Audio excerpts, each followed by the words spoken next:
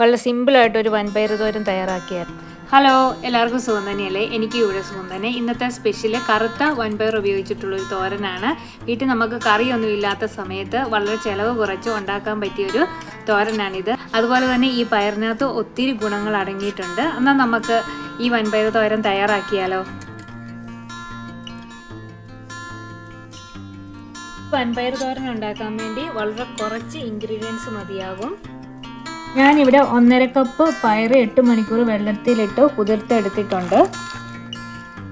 ഇതിൻ്റെ കൂടെ നമുക്ക് വേണ്ടത് സവോള അരിഞ്ഞത്, വെളുത്തുള്ളി ചതച്ചത്, കറിവേപ്പില, വറ്റൽമുളക്, തേങ്ങ, പിന്നെ നമുക്ക് വേണ്ടത് മഞ്ഞൾപ്പൊടി, ഉപ്പ്, കടുക്.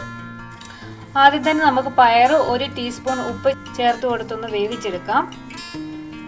ബീൻസ് ഒന്ന് ചെറുതായിട്ട് വെന്ത് വരുമ്പോൾ നമുക്ക് 1 സവോള അരിഞ്ഞത് ചേർത്ത് കൊടുക്കാം. ഇതിൻ്റെ കൂടെ 1/2 കപ്പ് തേങ്ങ ചേർത്ത് കൊടുക്കാം. 1/2 ടീസ്പൂൺ മഞ്ഞൾപ്പൊടി. ഇതൊന്ന് മൂടി വെച്ച് ആവി കയറ്റി നമുക്ക് വേവിച്ചെടുക്കാം. ഇനി നമുക്ക് പയർ എവിടം വരെ ആയെന്നൊന്ന് നോക്കാം. പയറിലെ വെള്ളമൊക്കെ പറ്റി സവോളയും തേങ്ങയൊക്കെ നന്നായിട്ട് വെന്ത് കിട്ടിയിട്ടുണ്ട്. ഇനി നമുക്ക് പയറൊന്ന് ഉലർത്തിയെടുക്കാം. പയർ ഉലർത്താനായിട്ട് പാനിൽ എണ്ണ ചൂടായി കഴിയുമ്പോൾ നമുക്ക് കടുക് ഇട്ട് കൊടുക്കാം. കടുക് പൊട്ടി വരുമ്പോഴത്തേക്കും നമുക്ക് കറിവേപ്പില ഇട്ട് കൊടുക്കാം. ഇതിലേക്ക് ഇനി ഒരു 4 വറ്റൽമുളക് ക്രഷ് ചെയ്തിട്ട് കൊടുക്കാം. ഇതെല്ലാം കൂടി ചെറുതായിട്ടൊന്ന് നമുക്ക് മൂപ്പിച്ചെടുക്കാം. വറ്റൽമുളക് ഒന്ന് ചെറുതായിട്ട് മൂത്ത് വരുമ്പോൾ നമുക്ക് 5 വെളുത്തുള്ളി ചതച്ചത് ഇട്ട് കൊടുക്കാം. ഇനി ഇതെല്ലാം കൂടി ഒന്നും കൂടി ഒന്ന് നമുക്ക് മൂപ്പിച്ചെടുക്കാം എണ്ണയിൽ. വളരെ സിമ്പിളായിട്ടുള്ളത്, അതുപോലെ തന്നെ വളരെ പെട്ടെന്ന് ഉണ്ടാക്കാൻ പറ്റിയതായിട്ടുള്ള ഡിഷാണിത്. വെളുത്തുള്ളി ഇതുപോലെ ഒന്ന് മൂത്ത് വരുമ്പോഴത്തേക്കും നമുക്ക് വൻപയർ ചേർത്ത് കൊടുക്കാം.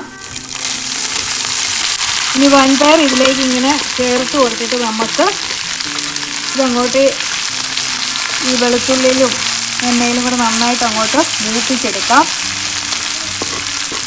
പയർ ഇതിലേക്ക് ചേർത്ത് കൊടുത്തതിന് ശേഷം ഈ എണ്ണയെ നമുക്ക് പയർ ഒന്നും കൂടി അങ്ങോട്ട് ഉലർത്തിയെടുക്കാം.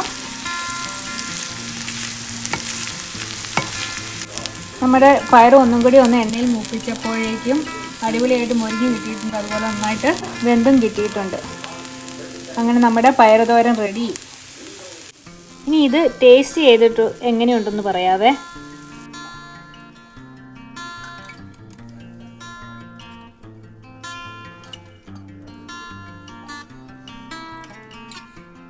അടിപൊളിയാണ്. ഇത് ചോറിൻ്റെ കൂടെ ഒക്കെ കഴിക്കാൻ പറ്റിയ നല്ലൊരു സൈഡ് ഡിഷാണ്. ഇതെല്ലാവരും ഒന്ന് ട്രൈ ചെയ്യണേ.